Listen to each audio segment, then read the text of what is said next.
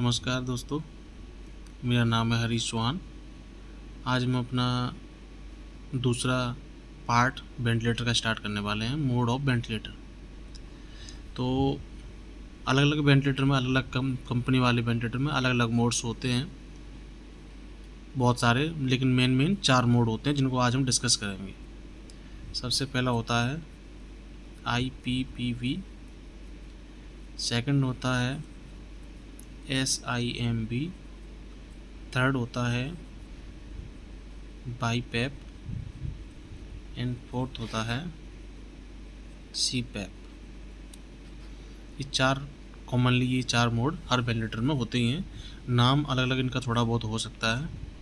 इनके साथ ही कुछ वेंटिलेटर में प्रेशर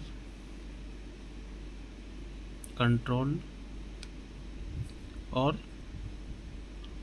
वॉल्यूम कंट्रोल का नाम भी जुड़ जाता है, जैसे SIMB pressure control, SIMB volume control, ऐसे करके भी और काफ़ी सारे मोड कर दिए जाते हैं। लेकिन मेन जो है वो 4 मोड्स ही होते हैं, IPPV, SIMB, BiPAP और CPAP।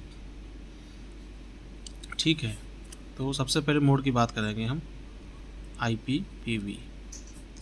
IPPV को बोलते हैं इंटरमिटेंट पॉजिटिव प्रेशर वेंटिलेशन। जैसे कि हमने पिछले पार्ट में हमने बात करी थी कि 2 प्रकार के वेंटिलेशन होते हैं, नेगेटिव प्रेशर वेंटिलेशन और पॉजिटिव प्रेशर वेंटिलेशन। ये पहले पार्ट हमने बात करी थी, नेगेटिव प्रेशर और positive pressure ventilation. Negative pressure ventilation जो हम ब्रीथ करते हैं बिना किसी सपोर्ट के, लंग्स क्या करते हैं कि लंग्स एक नेगेटिव प्रेशर मेंटेन करते हैं और O2 हम इनहेल करते हैं बाय नेगेटिव प्रेशर, उसको नेगेटिव प्रेशर वेंटिलेशन कहते हैं। और जब किसी फोर्स के द्वारा एयर अंदर डाली जाती है लंग्स में, जैसे कि वेंटिलेटर करता है, उसको हम बोलते हैं पॉजिटिव प्रेशर वेंटिलेशन। तो ये मोड है अपना IPPV, intermittent positive pressure ventilation. मैं यहाँ पे इस वीडियो में जो है पेशेंट को थोड़ा समझाने के तौर पर नेताजी के नाम से बताऊंगा आपको। पेशेंट जो है हमारा नेताजी है, जो कि चुनाव लड़ने वाला है, जैसे नेताजी चुनाव लड़ते हैं, ऐसे ही पेशेंट हमारा बेड पे है। थोड़ा समझाने के लिए है, प्लीज़ माइंड मत कीजिएगा। तो IPPV मोड जो है वो थोड़ा आसान भाषा में अगर इसको समझें तो this mode is not allow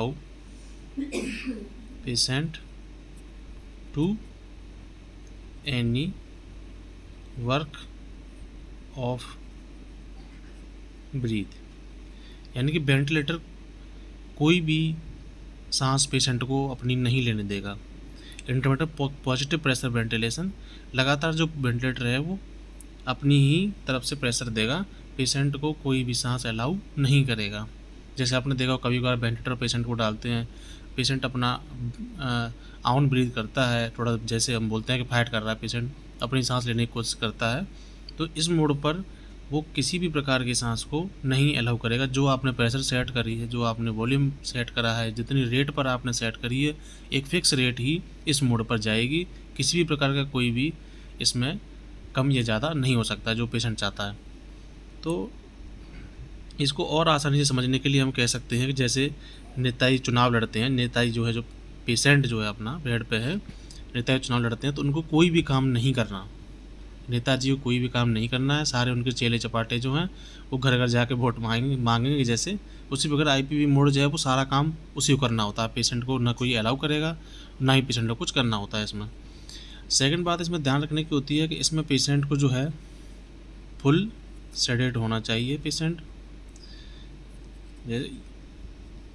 full paralyse होना चाहिए। अगर ऐसा नहीं होता है, पेशेंट अगर नींद में नहीं होता है, पेशेंट कंफर्ट में नहीं होता है, या सेडेट नहीं होता है, या इसको पैरालाइज नहीं किया जाता है, तो पेशेंट बार बार जो है अपनी ब्रीथ लेने की कोशिश करेगा। और जब वो बार बार अपने एक प्रेशर जनरेट करेगा और वेंटिलेटर अपना प्रेशर देगा, तो फोर्स पैदा होगा, जिसके कारण बेरोट्रामा या वॉल्यूट्रामा पेशेंट को हो सकता है और लंग इंजरी हो सकती है।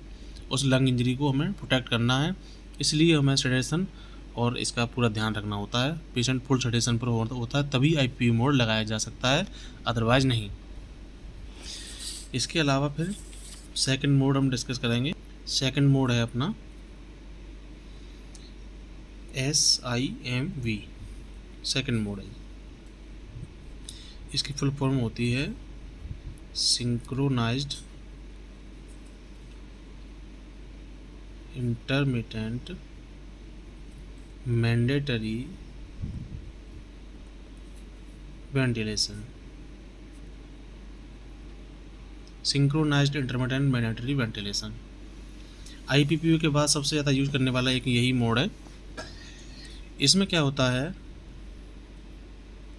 कि वेंटिलेटर द्वारा एक निश्चित जो आपने जो सेट करी है, जो वॉल्यूम सेट करी है, जो RR जो आपने ब्रीथ रेट सेट करी है, सारी सेटिंग्स जाएंगी। लेकिन अगर पेशेंट अवेक होता है, पेशेंट अपनी सांस लेने की कोशिश करता है, तो this mode is allow patient to breathe. इसमें जो है आपकी टाइडल वॉल्यूम वेरिएबल हो सकती है, टाइडल वॉल्यूम कम या ज़्यादा हो सकती है, आपने जो सेट करी है। लेकिन अगर जब पेशेंट जब लेता है तो वो कम या ज़्यादा हो सकती है, वो फोर्स पैदा कर सकता है पेशेंट, तो कम भी हो सकती है टाइडल वॉल्यूम आपकी, ज़्यादा भी हो सकती है। RR जो आपने सेट करी है 15 या 16 की, उससे ज़्यादा भी हो सकती है, उससे कम भी हो सकती है। ठीक है, तो ये आपका हो गया SIMV मोड हो गया। एक तरह से हम कह सकते हैं कि नेताजी संघर्ष करो, हम तुम्हारे साथ हैं। ठीक है, तो वेंटिलेटर कहता है पेशेंट को कि आप अपनी ब्रीथ लो, अगर आप बीच बीच में अगर अपनी ब्रीथ नहीं ले पाते हैं तो फिर मैं बैठा हूँ। फिर वेंटिलेटर उसको ब्रीथ देने लगता है, जो आपने प्रीसेट जो वॉल्यूम है, प्रीसेट जो प्रेशर है, उसी के अनुसार वेंटिलेटर प्रेशर जो है वेंटिलेट करता रहेगा पेशेंट को। और अगर पेशेंट करता है तो फिर उसको अलाउ कर देगा। और विनिंग के लिए ये सबसे मोड जो है सबसे इम्पोर्टेंट है। IPV के बाद इसी मोड पर पेशेंट को डाला जाता है, ताकि बीच बीच में हम मैप के द्वारा ये देख सकते हैं, जो उसमें ग्राफ चलता है वेंटिलेटर में उसके द्वारा, और टाइडल वॉल्यूम RR के द्वारा हम ये देख सकते हैं मॉनिटर में कि पेशेंट जो है अपनी ब्रीथ कर रहा है। ठीक है, तो ये SIMV मोड हो गया। इसके बाद आता है BiPAP।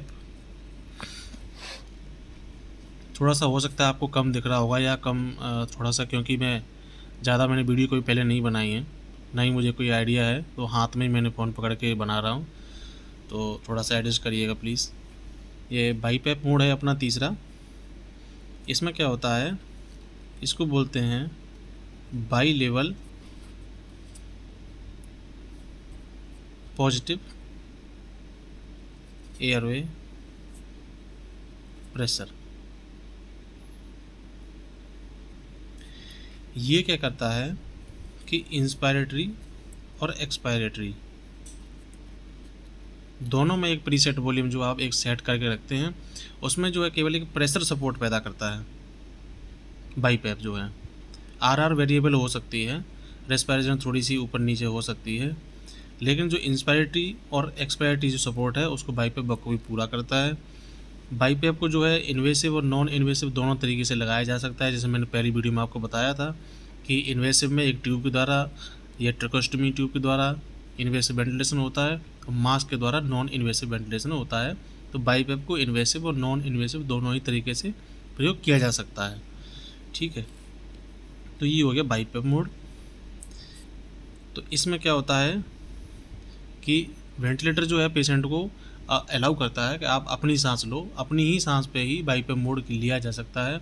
अगर पेशेंट सांस नहीं लेता है तो वेंटिलेटर कोई भी उसको ब्रीथ डिलीवर नहीं करेगा। तो इस सब चीज़ों को बचाने के लिए उसमें जो है एपनिया मोड वेंटिलेशन होता है। हर वेंटिलेटर में जो मोड होता है तो उसको ऑन करके रखना होता है, ताकि अगर BiPAP मोड में पेशेंट हम ट्रायल ले रहे हैं BiPAP का, पेशेंट ब्रीथ नहीं लेता है तो वेंटिलेटर ऑटोमेटिक जो है उसको IPV मोड पे ले जाएगा, या जो भी आपने सेट करके रखा होगा SIMV मोड या IPV मोड, उसी पे लेके जाएगा और एपनिया वेंटिलेशन ऑन उसमें शो करेगा आपको स्क्रीन पर वेंटिलेटर की। तो आप समझ जाना कि पेशेंट ब्रीथ नहीं कर रहा है। तो ये बाईपैप मोड हो गया। इसमें सारी ब्रीथ जो हैं वो आप पेशेंट की होती हैं। आरआर वेरिएबल हो सकता है। टाइडल वॉल्यूम पेशेंट डिसाइड करता है, जितनी वो लेना चाहता है वो ले सकता है, लेकिन एक फिक्स जो प्रेशर है वो मेंटेन करता है बाईपैप। चौथा अपना मोड हो गया सीपैप। सीपैप मोड में जो है इसको बोलते हैं कंटिन्यूअस पॉजिटिव एयरवे प्रेशर। ये केवल एक प्रेशर मेंटेन करके रखता है। बाईपैप से थोड़ा सा अलग है। ये सिर्फ प्रेशर मेंटेन करके रखेगा। इंस्पायरिटी एक्सपायरिटी इससे कोई मतलब नहीं है। जैसे एक पीप सेट करके रखते हैं उसी प्रकार से ये सेट करके रखेगा। बाकी पेशेंट अपना ब्रीथ लेगा। आरआर बहुत हो सकती है, आरआर ज़्यादा भी हो सकती है, कम भी हो सकती है, पेशेंट नहीं भी ब्रीथ कर सकता। बाईपैप और सीपैप दोनों लगभग सेम है। बाईपैप में ये इंस्पायरिटी और एक्सपायरिटी दोनों प्रेशर को मेंटेन करके रख सकता है, सीपैप में नहीं। सीपैप में केवल एक एयरवे प्रेशर मेंटेन करके रखते हैं और बाकी वो पेशेंट अपना ब्रीथ करता रहता है। कुछ इम्पोर्टेंट जो उसमें होते हैं समझने लायक, वैसे आप सबको पता होगा, पर जो प्रेशर हैं जिन चीज़ों को नहीं आइडिया है मैं उन्हें थोड़ा सा बता देता हूँ। मेन चीज़ जैसे टीवी वेंटिलेटर में होता है, इसको बोलते हैं टाइडल वॉल्यूम या total volume capacity of lung. जितना एक बार में जितने सांस ले सकते हैं लंग्स कैपेसिटी जो होती है उसको बोलते हैं टाइडल वॉल्यूम। इसके अलावा उसमें आरआर हो सकता है या बीपीएम हो सकता है, ब्रीथ पर मिनट। एक बार में जितना सांस, 1 मिनट में जितना सांस देना है उसको बोलते हैं आरआर, रेस्पिरेशन रेट या ब्रीथ पर मिनट। दोनों प्रकार से ये लिखा हो सकता है। कहीं एफ भी लिखा होता है वेंटिलेटर में। इसके बाद FiO2 होता है जो कि ऑक्सीजन का कंसनट्रेशन ऑफ ऑक्सीजन होता है। कितना परसेंटेज ऑक्सीजन हो गया वो FiO2 हो गया। टाइडल वॉल्यूम होगी, आरआर हो गया। इसके बाद आपका एक होता है पीप जो होता है पॉजिटिव एंड एक्सपायरेटरी प्रेशर।